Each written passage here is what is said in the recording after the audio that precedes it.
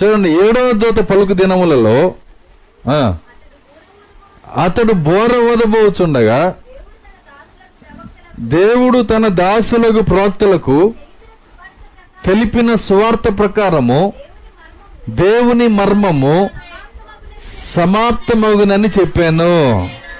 ఈ గ్రంథమంతా నేను దాచుకొని పెట్టుకొని వచ్చాను కదా, అది ఎప్పుడు బయటకు వస్తుందంటే 7వ దూత పలుకు దినములలో.